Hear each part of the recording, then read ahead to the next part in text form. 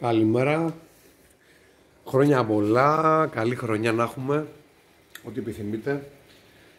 Σήμερα θα κάνουμε ένα βιντεάκι σε ό,τι έχει αφορά αυτό το BMW πίσω μας. Έτσι, αυτό δεν το έχουμε δείξει καθόλου. Η καρότσα είναι μια 36 BMW. Αυτή η καρότσα λοιπόν γενικώς είναι μια καρότσα η οποία σχετικά είναι εύκολη. Παίζει πάρα πολύ παγκοσμίως, έχει πράγματα έτοιμα. Μπορείς να βάλεις οποιοδήποτε μοτέρ πάνω σχετικά εύκολα με άλλα καρότσια.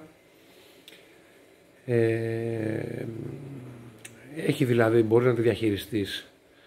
Το πίσω σύστημα έχει διαφορικά αξόνια, πολλά βήματα. Έχεις δηλαδή άπειρες επιλογές να κάνεις οτιδήποτε. Είναι μια καρότσα λοιπόν η οποία μπορείς να παίξεις από χόμπι έως επαγγελματικά, να το πας δηλαδή μακριά. Τώρα τι γίνεται εδώ? Έχουμε βάλει ένα του GZ GDE, το οποίο αυτό το μοτέρ καλή ώρα πριν κάμποσα χρόνια το είχαμε οδηγήσει σε ένα άλλο καρότσι. Πώς θα έφερε λοιπόν η ζωή και ξαναέρθει το μοτέρ εδώ. Λοιπόν, τώρα τι γίνεται? Μετάδοση. Γιατί με ρωτάτε μερικοί. Η μετάδοση λοιπόν είναι από BMW E46 του Sasman, χελώνα του GZ, το οποίο τι κάνουμε τώρα? Παντρεύουμε τη χελώνα από το 2GZ, την αυτομάτη, με το Sasman το M3 το 46. Αυτό βέβαια λόγω εμπειρίας χρόνων και που έχουμε φτιάξει μπόλικα, όλα είναι σχετικά. Αν γίνει σωστή δουλειά όπως πρέπει, δεν θα έχεις ποτέ πρόβλημα.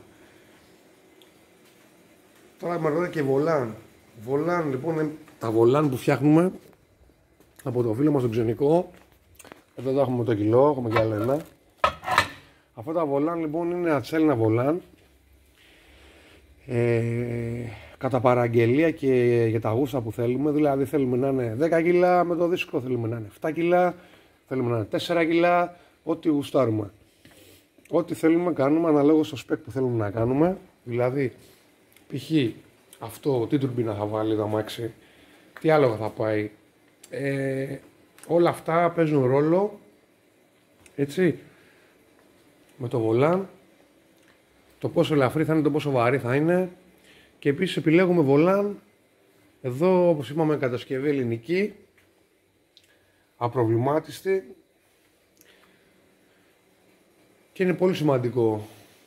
Και βάζουμε και ένα τρίδισκο πάνω Tilton για 150 κιλά ροπή και έτσι παίζει μια χαρά όπως παίζουν όλα αυτά που έχουμε φτιάξει και έχουμε ανταλλακτικά full. Όσον αφορά για τη μετάδοση, τώρα για το μοτέρ αυτό έχουμε επιλέξει μια εισαγωγή να βάλουμε, όπως και το RX8, όπως και το δικό μας. Έχει παίξει εισαγωγή αυτή. Γενικά εδώ Ελλάδα δεν έχω δει κάποιον άλλο με αυτήν την εισαγωγή συγκεκριμένη. Εντάξει, και αυτή θέλει λίγο ψάξιμο, λίγο να τη βάλεις πάνω. Θέλει κάποιες διορθώσεις μέσα που έχουμε παρατηρήσει, δηλαδή δεν είναι τέλεια εισαγωγή, αλλά σχετικά είναι πολύ φτηνή εν σχέση με κάποιες άλλες εισαγωγές που θα τις πληρώσεις 1,5 και 3 χιλιάρικα. Αν έχεις τα χρήματα να πληρώνεις. Αλλά κάνει μια χαρά τη δουλειά της και έχει δείξει και στο δυναμόμετρο, στο δικό μου δηλαδή αυτοκίνητο, πολύ καλή διαγωγή. Δεν είχαμε κάποιο πρόβλημα. Λοιπόν, επίσης εδώ τώρα στείλουμε το crash bar πάνω. Έχουμε βάλει και το intercooler για να μετρήσουμε κάποια πράγματα πριν τελειώσουμε το crash bar. Έχουμε φτιάξει ψαλίδια, έχουμε φτιάξει ανάρτηση. Αυτό το αμάξι γενικώς θα γίνει σε μια τέτοια κατηγορία όπως τα RX8. Ψυγεία νερού πίσω, το roll bar μέσα έχει γίνει μια προεργασία, τώρα το φτιάχνουμε γι' αυτό. Γενικότερα αυτή η καρότσα είναι μια καρότσα που μπορώ να πω ότι είναι μια πολύ καλή και σχετικά εύκολη λύση σχετικά εύκολη πάντα, έτσι, εν σχέση με κάποια άλλα καρότσια. Μπορεί να βάλεις δηλαδή όπως είπαμε ό,τι θέλεις πάνω.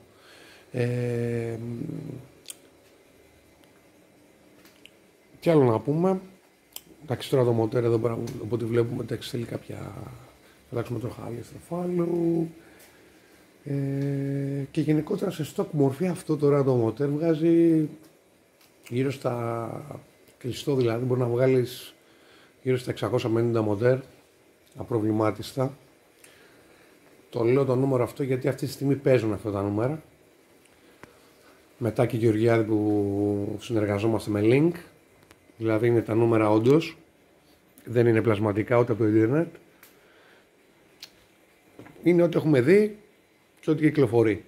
Έτσι αυτή τη στιγμή εδώ Ελλάδα.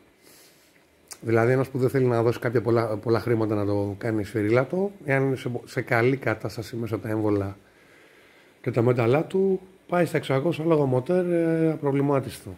Τελείως. Λοιπόν, αυτό ήταν το βιντεάκι σήμερα και να μας ξεκινήσει ωραία η χρονιά μας. BMW 36 του GZ GTE. Σιγά σιγά θα ανεβάζουμε και σε αυτό βιντεάκια για την εξέλιξη και την πορεία του και να είμαστε καλά να σας δείχνουμε βιντεάκια. Ευχαριστώ πάρα πολύ.